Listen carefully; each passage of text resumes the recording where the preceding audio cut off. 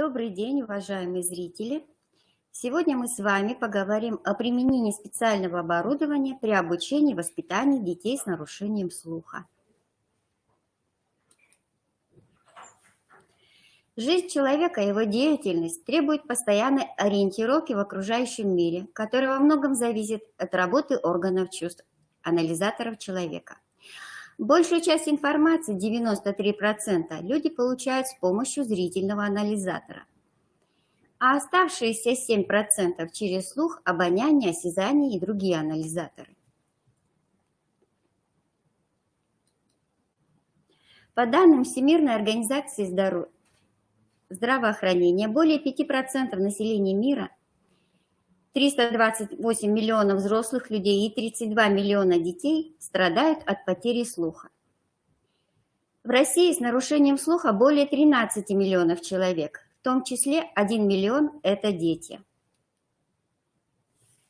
15% детей в возрасте от 6 до 19 лет имеют заметную потерю слуха, по крайней мере на одном ухе. 90% плохо слышащих детей появляются у родителей с нормальным слухом.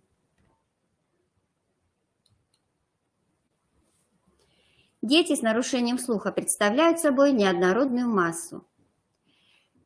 Группу, характеризующуюся разной степенью и характером нарушений слуха, временем, в котором произошло понижение слуха, уровнем речевого развития, наличием или отсутствием дополнительных отклонений в развитии в качестве первичных, педагогическими условиями, в которых находился ребенок после потери слуха.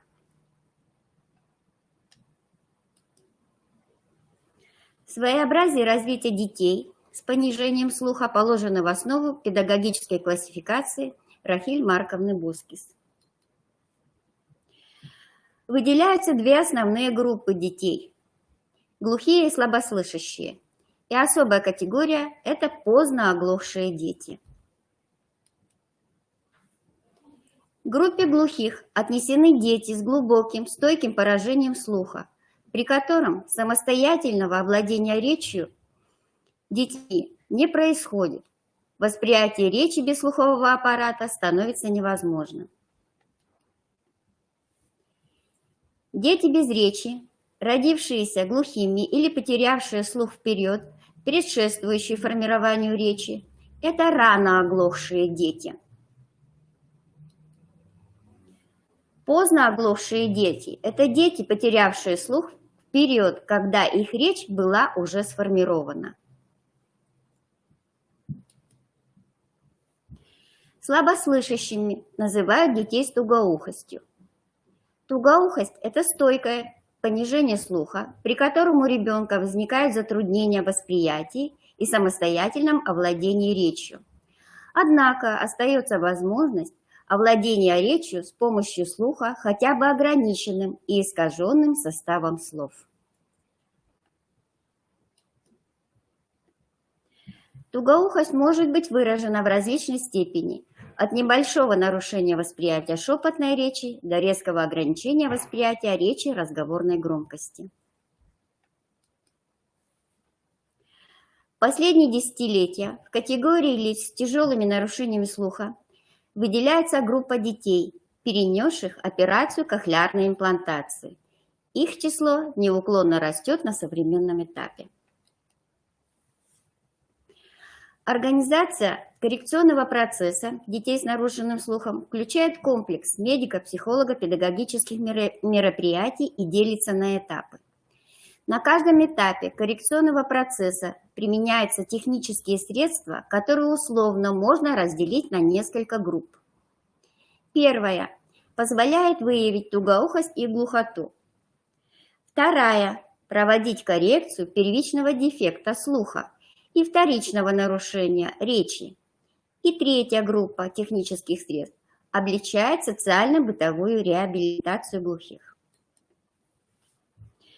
Если мы посмотрим федеральные государственные стандарты для глухих и слабослышащих, то там также написано, что в образовательной организации для детей с нарушением слуха необходимо иметь приборы для исследования слуха, тональный и речевой аудиометры, Учебные кабинеты должны быть оборудованы звукоусиливающей аппаратурой, отвечающей современным аудиологическим и сурдопедагогическим требованиям, аппаратами с вибротактильным устройством, визуальными приборами и специальными компьютерными программами, способствующими развитию слухового восприятия обучающихся и формированию речи. В течение всего учебного дня и во внеурочное время ребенок должен пользоваться слуховым аппаратом с учетом медицинских рекомендаций. В классных помещениях необходимо предусмотреть специальные места для хранения FM-систем, зарядных устройств, батареек, а также специальные места хранения индивидуальных слуховых аппаратов.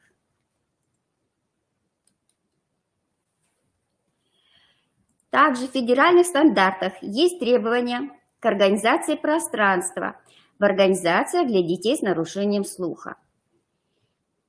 Туда входят наличие текстовой информации, представленной на стендах или электронных носителях, установка мониторов с возможностью транслирования субтитров, наличие аппаратуры, позволяющей лучше видеть на расстоянии, проецирование на большой экран, обеспечение надлежащими звуковыми средствами воспроизведения информации и так далее.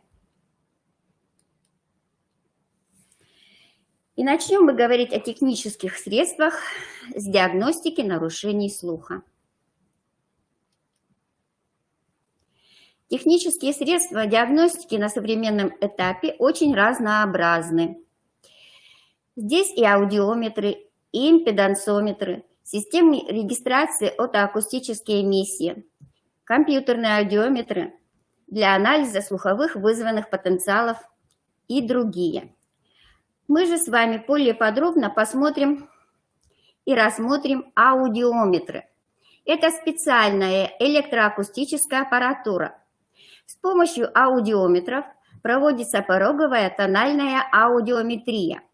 В настоящее время это один из основных методов исследования слуха. Пороговая аудиометрия заключается в определении на разных частотах наименьшей интенсивности звукового сигнала, при которой возникает ощущение звука. Проводится она по воздушному каналу, звук подается на ухо через наушники, или по костному звукопроведению. Костный вибратор прикладывается к сосцевидному отростку сзади уха. Результаты отмечаются на аудиограмме. По правому уху кружки или красным цветом, по левому крестиком, синим или зеленым цветом. Аудиограммы воздушного звукопроведения обозначаются сплошной линией, костного звукопроведения – пунктиром. Что такое аудиограмма? Это график, наглядно представляющий состояние слуха, включая потери слуха для каждого уха. По горизонтальной оси графика откладываются частоты от 125 до 8000 Гц, которые также называются высотой звука. По вертикальной оси указаны пороги слышимости на соответствующих частотах в децибелах. Аудиограмма показывает, насколько слух отличается от нормы, присутствует ли тугоухость, а также место, где может находиться проблема.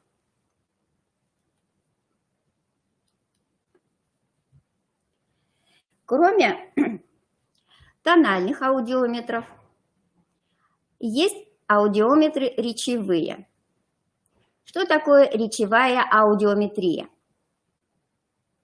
Чтобы ее провести, звучащую речь записывают на диск и транслируют исследуемому через наушники или с помощью громкоговорителя с различной громкостью. Затем определяется количество чисел, слов или предложений, правильно понятых пациентом при каждом уровне громкости, выраженное в процентах. Речевая аудиометрия позволяет дать количественную оценку слуха.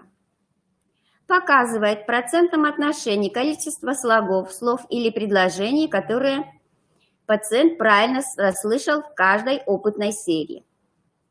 Результат аудиометрии зависит не только от слуха, но и от когнитивных функций, таких как память, понимание речи и моторная речь.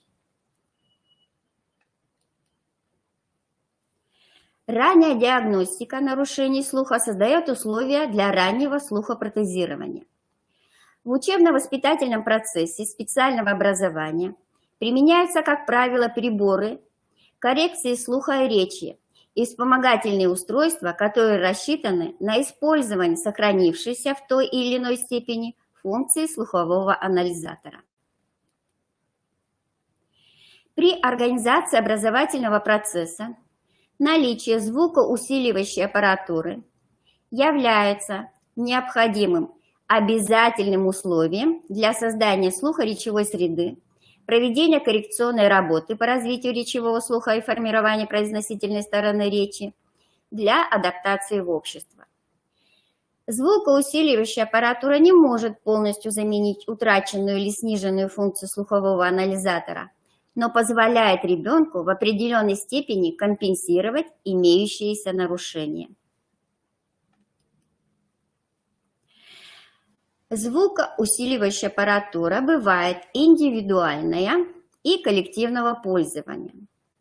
Индивидуальные слуховые аппараты бывают карманные, заушные, внутриушные и имплантированные. Аппаратура коллективного пользования бывает беспроводная и проводная, работающая на инфракрасном излучении и работающая на радиопринципе. Существует мнение, но это считалось раньше, что работу по развитию слухового восприятия в школах следует начинать с аппаратуры коллективного назначения. Но сейчас дети приходят слухопротезированные, современными, прекрасными, индивидуальными слуховыми аппаратами.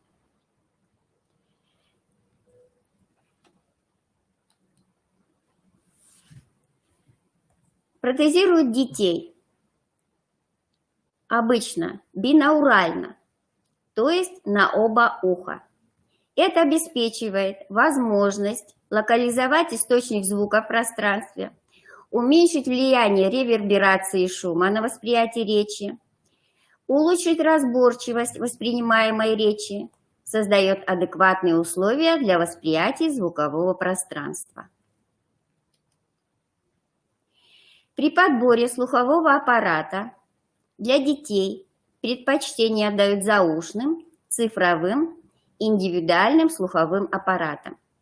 При этом является обязательным наличие функции автоматического контроля и регулировки усиления громкости. Однако необходимо учитывать при организации работы, что применение даже современных слуховых аппаратов не решает всех проблем ребенка с нарушенным слухом. Поэтому самое современное медико-технико-педагогическое средство слухоречевой реабилитации глухих детей – это кохлеарная имплантация.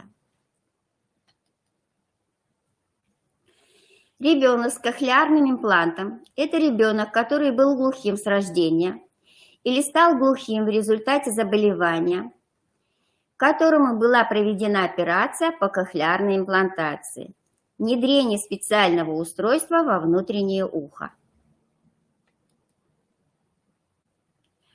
Операция кохлеарной имплантации проводится ребенку на одном ухе или на обеих ушах сразу.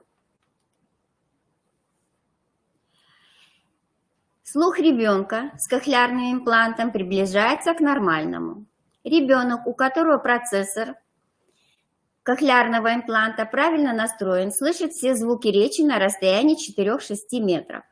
Это ему позволяет узнавать знакомые слова, произносимые обычным голосом на расстоянии 6 метров, а шепотом на расстоянии не менее 2-3 метров.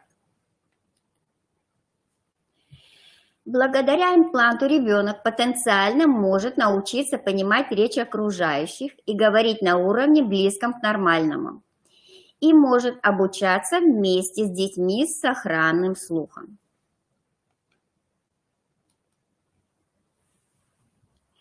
В России до 2012 года имплантация проводилась только на одном ухе. Большинство детей до кохлеарной имплантации носили слуховые аппараты на обоих ушах. После операции подключения процесса импланта часть детей продолжает носить и имплант, и слуховой аппарат на непрооперированном ухе. Почему нужно носить слуховой аппарат вместе с кохлеарным имплантом? Потому что это обеспечивает бинауральный слух, который улучшает локализацию звука в пространстве, повышает помехоустойчивость восприятия речи при реверберации и в шуме. С помощью слухового аппарата ребенок лучше слышит и различает низкочастотные звуки, информацию о которых имплант передает недостаточно точно. Поэтому со слуховым аппаратом на втором ухе дети лучше различают голоса людей, интонацию, низкочастотные звуки речи. Если что-то случится с имплантом, ребенок в период, пока имплант находится в ремонте, будет продолжать слышать со слуховым аппаратом. Некоторые дети на уроках физкультуры снимают внешнюю часть импланта, чтобы его не повредить. В этом случае они слышат звуки и речь с помощью слухового аппарата. Взрослые дети старшего возраста, которые продолжают носить слуховые аппараты вместе с имплантами, отмечают, что они лучше ориентируются в пространстве, лучше слышат и узнают голоса и низкие звуки речи. Им требуется меньше усилий, чтобы понимать речь, и они меньше устают. В настоящее время у нас в России начали делать детям кохлеарную имплантацию на оба уха. Некоторым детям имплантацию проводят сразу. Другим детям второе ухо могут проимплантировать через несколько месяцев. Есть дети, которым делают операцию на второе ухо уже после нескольких лет имплантации на первом. Решение об имплантации второго уха принимают специалисты Центра кохлеарной имплантации и родители ребенка. Кохлеарный имплант и ФМ-системы.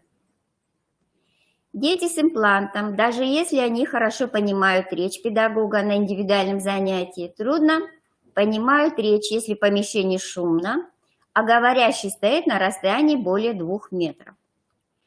В большинстве ситуаций ребенок находится именно в таких условиях. В классе шумят другие дети, учитель стоит далеко от ребенка и часто спиной к нему. На улице шум транспорта и голоса людей. В таких ситуациях ребенку помогают ФМ-системы.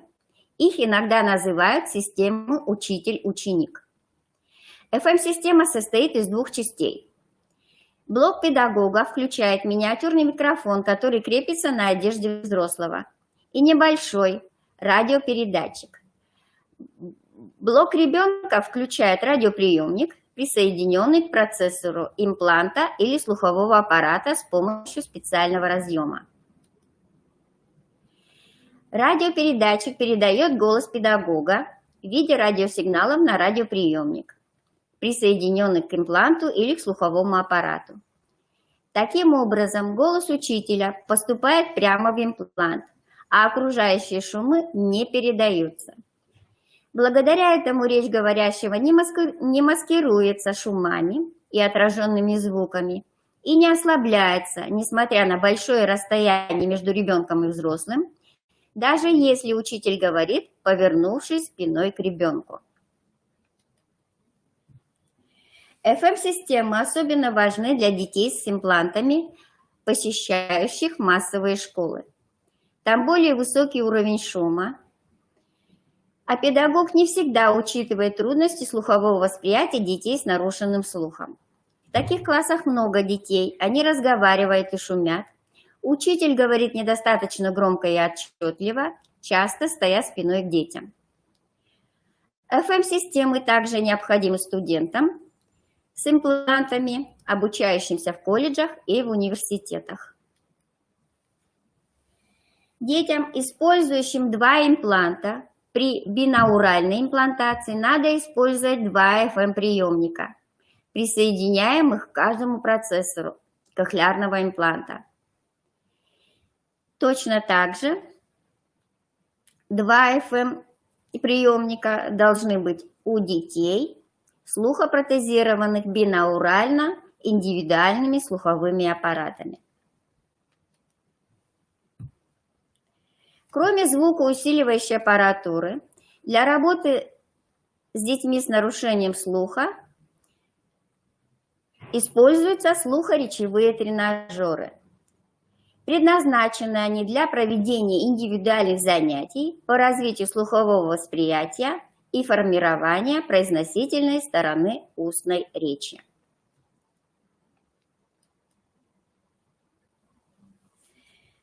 Кроме слухоречевых, активно используются логопедические тренажеры.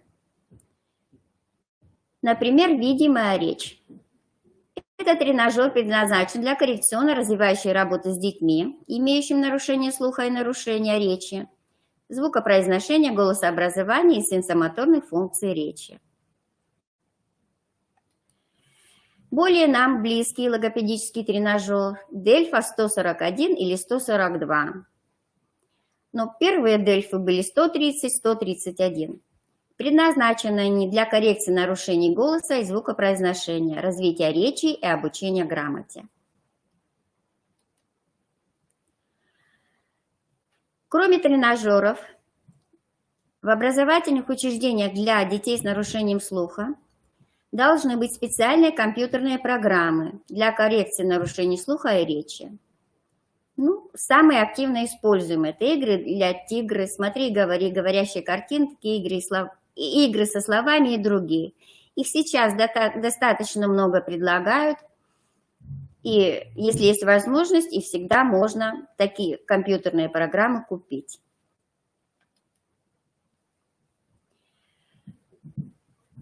При работе с детьми с патологией слуха необходимо иметь в виду, что включение технических средств в учебной ситуации зависит от возраста обучаемых, содержания учебного предмета, характеристик зрительного восприятия, внимания и работоспособности.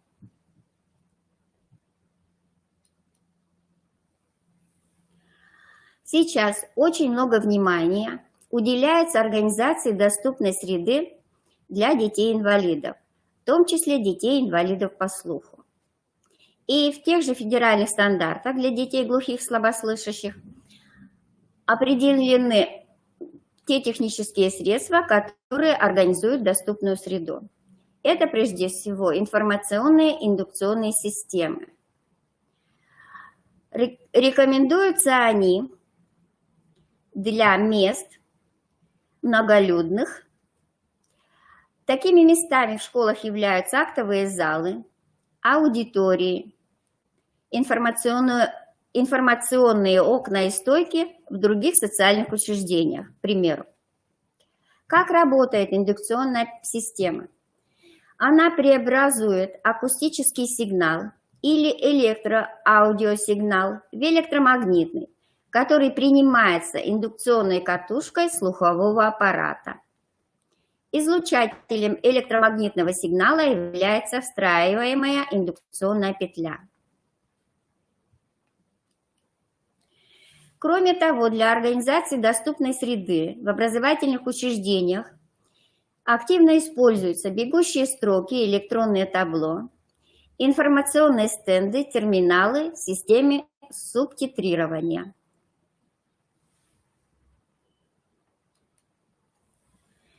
Также много сейчас уделяется внимания для создания безопасного и комфортного пространства для глухих и слабослышащих.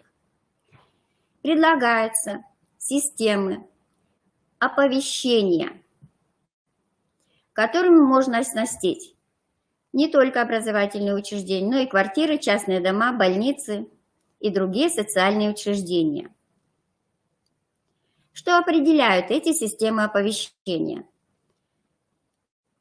Они могут определить звонок в дверь, звонок в домофон, плач ребенка, звонок мобильный, утечку газа, задымление, утечку воды, вызов помощи, звонок на домашний телефон, приход гостей, движение по квартире, открытие окна и так далее. Если человек плохо слышит, то система оповещения дает ему сигнал с помощью индикации события. Это может быть вибрация, более громкий звук, картинка, текст или яркий свет. Вот в образовательных учреждениях система оповещения – это прежде всего пожарная сигнализация, которая вот в нашей школе она оборудована вибрационной системой. То есть там идет не только звук, но и вибрация, когда звучит сигнал пожарной тревоги.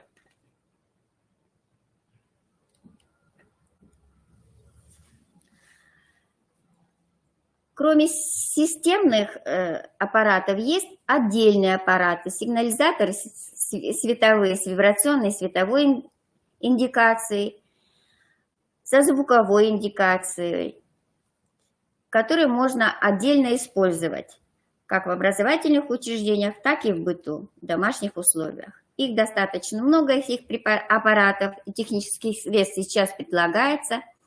И при возможности, если посмотреть предложение, очень много таких технических средств можно приобрести. Не только для образовательных учреждений, но и для дома.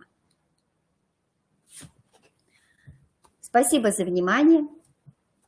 Если будут вопросы, пожалуйста, можете нам написать.